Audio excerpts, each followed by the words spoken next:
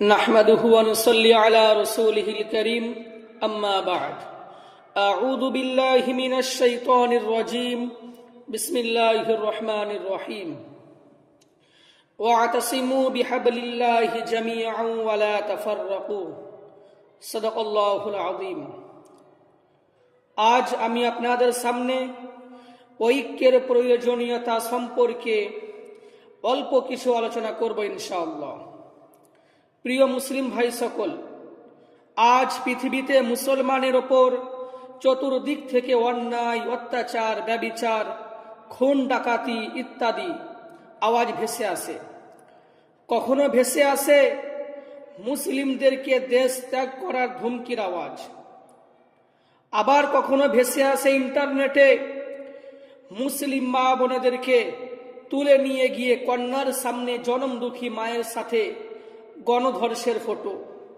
আবার কখনো ভেসে আসে 2002 সালে 24শে ফেব্রুয়ারি একটি ট্রেনে আগুন ধরে 58 জন হিন্দু তীর্থযাত্রীদের মারা যাওয়াকে কেন্দ্র করে মুসলিম সমাজ ও মুসলিম ব্যক্তিদের ওপর হামলা চালানোর আওয়াজ। আবার কখনো ভেসে আসে 1992 সাল থেকে নিয়ে 1993 সালে বাবরি মসজিদকে কেন্দ্র করে মুসলমানের ওপর হামলার ফলে কয়েক হাজার মুসলিমদের নিহত হওয়ার আওয়াজ। আবার ভেসে আসে 1992 থেকে নিয়ে 1995 সালে বসনিয়ার মুসলমানের গণহত্যার আওয়াজ। ভেসে আসে 1948 সাল থেকে নিয়ে আজ পর্যন্ত ফিলিস্তিনের মুসলমানদের ওপর বেঈমান ইসরায়েলের বারবার হামলার আওয়াজ। আজও এই ভারতবর্ষে মুসলমানদের ওপর অন্যায়, অত্যাচার, অনাচার, নিপীড়ন, নির্যাতন ইত্যাদির আওয়াজ ভেসে আসে। যেমন ধর্মীয় স্বাধীনতা হরণ করা, আজান, গোহত্যার বিরুদ্ধে আন্দোলন করা, মসজিদ মাদ্রাসা ভেঙে মন্দির বানানো, হানাফি, শাফেঈ, বেরলভী, ফুরফুরা, দেওবন্দীদের মধ্যে বিভেদের প্রাচীর তুলে ঐক্যের মতো মহাশক্তিকে হরণ করা। হে মুসলমান, আজ আমাদের পরিস্থিতি এমন কেন? আজ আমরা এত লাঞ্ছিত, বঞ্চিত, অপমানিত, পদতলিত কেন? আমাদের তো এমন পরিস্থিতি ছিল না। একদিন তো অর্ধেক পৃথিবীর রাজত্ব মুসলমানের হাতে ছিল। তোমরাই তো ইতিপূর্বে 800 বৎসর ভারতবর্ষে রাজত্ব করেছিলে। হে মুসলমান, তোমরাই তো ঐক্যবদ্ধ হয়ে সর্বপ্রথম এই ভারত থেকে ইংরেজদেরকে তাড়ানোর জন্য ঝাঁপিয়ে পড়েছিলে। তোমাদেরকে দেখে তো শয়তান এক সময় ভয় পালিয়ে যেত। একদিন তোমরাই তো জিহাদের ময়দানে বিপরীত পক্ষের সংখ্যা হাজার হাজার বেশি থাকা সত্ত্বেও ভয় করনি। তাহলে আজ তোমাদের পরিস্থিতি এমন কেন? হে মুসলমান, আজ তোমাদের ওপর এই পরিস্থিতি আসা একটাই কারণ, তা হলো আমরা আল্লাহ তাআলাকে ভুলে গিয়ে, আল্লাহর একাত্মবাদের রশিকে ছেড়ে দিয়ে ফুরফুরা, দেওবন্দি, বেরলভী, শিয়া, আহলে হাদিস, আজানগাছি ইত্যাদির মধ্যে বিভেদ সৃষ্টি করে এবং এক সম্প্রদায় অপর সম্প্রদায়ের বিরুদ্ধে মিথ্যা অপবাদ দিয়ে ও স্বজাতির মধ্যে বিভেদে প্রাচীর গড়ে ঐক্যের মতো মহাশক্তিকে হারিয়ে ফেলেছি। আল্লাহ তাআলা কুরআনুল কারীমের মধ্যে বলেছেন, ওয়াতাসিমু বিহাবলিল্লাহি জামিআন ওয়া লা তাফাররাকু, তোমরা আল্লাহর একাত্মবাদের রশিকে মজবুতের সাথে আঁকড়ে ধরো এবং তোমরা পৃথক হয়ে যেও না। সুতরাং তোমাদের রক্তে খোদার জমিন আর কতদিন রঞ্জিত করা হবে মুসলমান?